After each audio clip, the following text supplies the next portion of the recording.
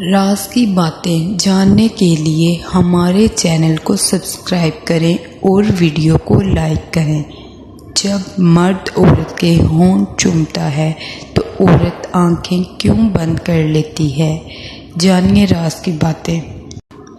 ایک بات یاد رکھنا، نہ تو دین کے معاملے میں مناظرہ کرنا اور نہ ہی کسی عورت سے بحث کرنا۔ ایک عورت نے بے وفائی کی تو وہ 2 ٹکے کی ہو گئی، اور کتنی عورتیں ہیں جو ایسے ہی 2 ٹکے مردوں کے ساتھ پوری زندگی گزار دیتی ہیں۔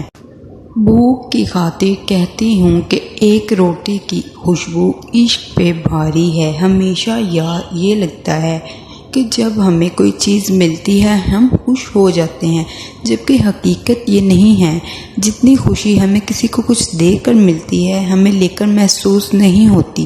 سوال یہ نہیں کہ آپ کے ساتھ کیا ہوا، بلکہ یہ ہے کہ جب آپ سے کچھ برا ہوتا ہے آپ اس حالت میں کیسا رویہ رکھتے ہو۔ زندگی ہر کسی کے لیے مشکل ہے، ہر کسی کو تکلیف ہوتی ہے۔ آپ سب مشکلات کے باوجود مسکراؤ، حالات کا ہمت سے مقابلہ کرو، فیل ہونے سے مت ڈرو۔ اپنے آپ کو ایسے لوگوں کے درمیان رکھو جو تمہارے ناکام ہونے پر تمہارا حوصلہ بڑھاتے ہیں۔ ہم سب لوگوں کے پاس ایک خاص قسم کی حس ہوتی ہے جو ہر وقت سوچنے پر مجبور کرتی ہے کہ ہمارے لیے کیا اچھا ہے کیا برا ہے۔ اپنے اندر کی آواز کو سنو۔ جب بھی کوئی بھی کام کرو تو اس سے پوچھو کہ یہ کام صحیح ہے یا غلط ہے، پھر جو جواب آئے اس پر یقین کرو۔ اپنے آپ کو برا کرنے سے روک لو۔ اگر تم کوئی خواب دیکھ سکتے ہو تو تم اس کو پورا بھی کر سکتے ہو۔ تم خود وہ انسان بنو جو تم دوسروں کو بنا ہوا دیکھنا چاہتے ہو۔ پہلے اپنے آپ کو بدلو، ایک بہترین انسان بناؤ۔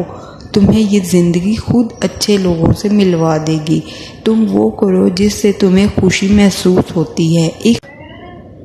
ایک خالی گڑھا دوسروں کو پانی نہیں دے سکتا۔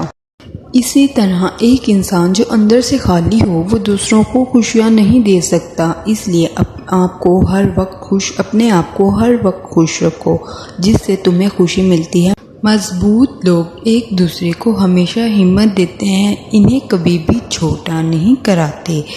تمہارا رب جانتا ہے کہ اب تم صبر کرتے کرتے تھک چکے ہو، مگر وہ تمہیں بے حساب نوازنا چاہتا ہے۔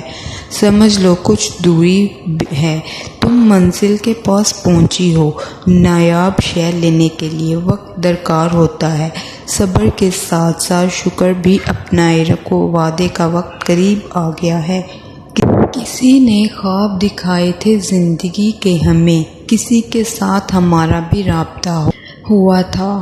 ہمارے حالات یوں ہی نہیں بگڑے، ہمارے ساتھ محبت کا حادثہ ہوا تھا۔